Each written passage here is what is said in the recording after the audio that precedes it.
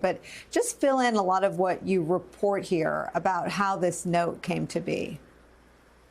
Well, the note came to be, and you described it accurately, kind of as a report of some issues that analysts found with the earlier Russia election assessment, because John Ratcliffe, the CIA director, ordered analysts to write it back in May, essentially saying to them, all right, I'm tasking you to go look at this assessment and pay particular attention to a key judgment that was made back in 2016, which was that the Russian government aspired, that was the word, to help Donald Trump get elected, which is an issue that John Ratcliffe has been asked about many times in the past, whether he agrees with that assessment, and has notably never said whether he does or doesn't. So the context in which this tradecraft assessment is created is because the director, this politically appointed official, is telling the career analysts to go write about it. And we should also note, and I noticed in my story yesterday from a statement from Jim Clapper, it's highly unusual to order a review like this for a document that by now is 8 going on 9 years old. So it's not entirely clear what Ratcliffe said to these analysts, like why he wanted it done, but the clear direction from him came in May, and the analysts then dutifully wrote the report. So he asks for a review of the Intel assessment from 2016, and what the analysts give back to Mr. Ratcliffe is more confirmation about the integrity of the intelligence itself. But then is that correct? Yeah, that's right. The document essentially validates all the original findings. It takes issue with some of the process, but it does not overturn the earlier assessment. So this is year 9. This is, I think, the 3rd person to run the CIA.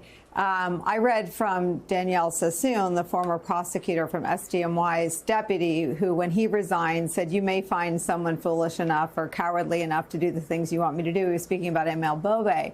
But is it your sense that what Ratcliffe got these folks to do was to reassess the assessment, and they affirm the actual intelligence? We'll deal with the process in a second. I just want to make sure I understand that even this, I don't know, 4th CIA director coming in the 2nd term, making these folks do something that you describe reads like the written version of a hostage video, also affirmed the assessment about Russia. Yeah, that's right. They said essentially this is a quality assessment, and it did not come in and overturn the findings. And notably, it did not do the things that John Ratcliffe then publicly claimed that it did. He said in a tweet that John Brennan, Jim Clapper, and James Comey, the former FBI director, had, his words, manipulated intelligence in order to get Trump. The document doesn't say anything like that. It doesn't talk about silencing career professionals, as the CIA director claimed.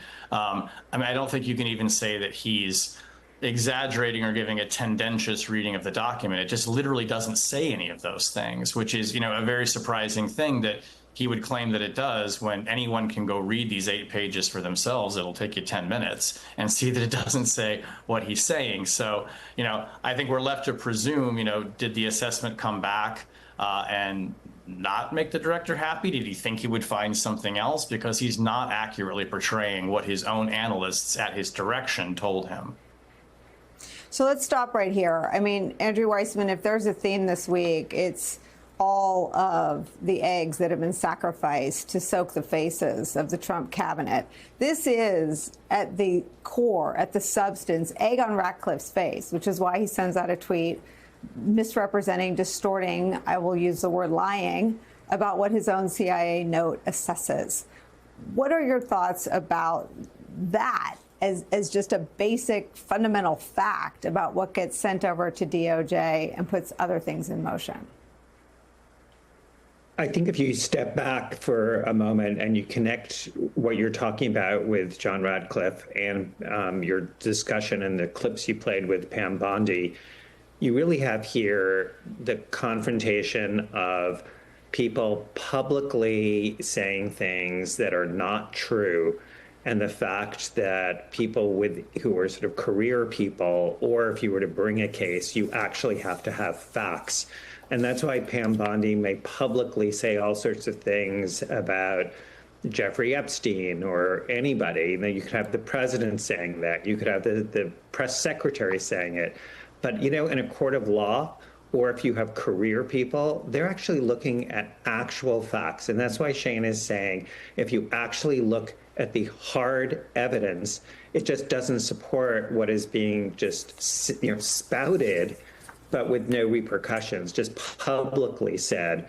And I just can't help but saying this is such a surreal conversation because, yes, this is what the CIA report says, but it's not just in black and white in the CIA report. It was in black and white in the Mueller investigation. It's in black and white in two indictments. You can read the emails and text exchanges and the hard evidence from the St. Petersburg, Russia Internet Research Group plotting to help Donald Trump win the election. That doesn't mean Donald Trump was complicit in it, but there is just no question that that's what's going on. And as you noted, Nicolle, yesterday, one of the key pieces of evidence here is a Senate report that Marco Rubio is a signatory on, finding the exact same thing. So this is not an open question. This isn't where you say, the two people could have different views. There is only one set of facts, unless you are just publicly going on air and saying something that isn't true. Shane, your reporting takes the reader through what Andrew's talking about, the exhaustive bipartisan work product of the Senate Intelligence Committee, which I actually think, no disrespect to Andrew Weissmann and the Mueller probe, but is the most scathing and the most brutal takedown of the Trump campaign's shared mission with Russia. I wonder if you could take us through that, where the findings are refuted by the Marco Rubio-led Senate Intelligence Committee and the Durham-led probe into the Russia investigation itself. Yeah, I mean, the Senate Intelligence Committee spent about 2 years investigating Russia's interference in the election and really had a lot more time, frankly, to digest the intelligence and the information than the intelligence community had when they were trying to assess practically in real time what Russia was doing. Their report is 1,300 pages long. They interviewed Director Brennan, Director Comey, Director Clapper, others. They interviewed all the analysts who wrote the assessment that John Ratcliffe has now ordered this review of. And it absolutely confirms, just as Andrew said, what the bottom line assessment was back in 2016. The Russians interfered in the election. They did it through placing divisive social media, through hacking Democratic emails and leaking them through intermediaries. They intended to denigrate Hillary Clinton in order to help Donald Trump. And, it's important to note, too, the Senate Intelligence Committee had access to the highly classified information that some of these findings, or really all of these findings, were based on, that the CIA had, that the NSA also had, and the FBI. They reviewed all the work and they came to the same conclusion. And you can go read it for yourself. I mean, this report is public, and you can go find the sections that are of interest to you and walk through it chapter and verse. The Durham report is also notable. And in my story, I have a letter that Clapper and Brennan's lawyer sent to John Durham after they'd given their long interviews, essentially laying out for the record, right, here's everything my clients told you about their role in crafting the assessment, what they did do, what they did not do, importantly. And there was a lot of expectation at the time that John Durham was reviewing how the FBI had conducted its investigation into the Russia probe, that he was going to come up with some evidence that intelligence officials had somehow skewed this or maybe cooked things up or were framing it to make it look worse for Donald Trump or allege associations that weren't there. And he didn't find that. He just didn't come up with anything like that. And he ultimately did not dispute in any way the original election interference assessment. So I think, the Durham report is notable for everything he did review. And to be clear, he took a lot of issue with the way the FBI conducted their investigation, but it's notable for what he did not find. He did not find the kind of malfeasance by intelligence leaders that the current CIA director, John Ratcliffe, is now alleging, and claims that this tradecraft review shows when it very obviously does not. So how do we arrive at this point? I guess I'll let you try to answer this, Andrew Weissmann, where a criminal investigation has been confirmed to be underway into John Brennan and Jim Comey over the Russia probe. Well, John Brennan said something in the clip you played where he said, it's not usual to have this sort of leak happen. That's an understatement. And I think that viewers can take from that what is going on here. Obviously, that leak is not coming from Jim Comey or John Brennan. And so you have to ask yourself, why would they be doing that? When you're in the Department of Justice, it is the rule is sort of put up or shut up. It is like you either, indict somebody or you're not supposed to have them subjected to the public opprobrium of a criminal investigation.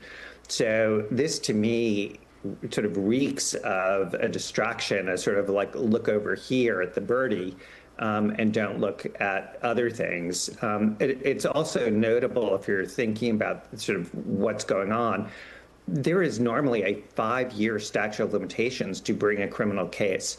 My first reaction to this was, excuse me? I mean, not only is there nothing I know that would suggest there should be a criminal investigation, but of course, as you noted, we don't obviously know everything that would be within the department. So giving them the benefit of the doubt, I don't think they deserve it. But let's say we do that.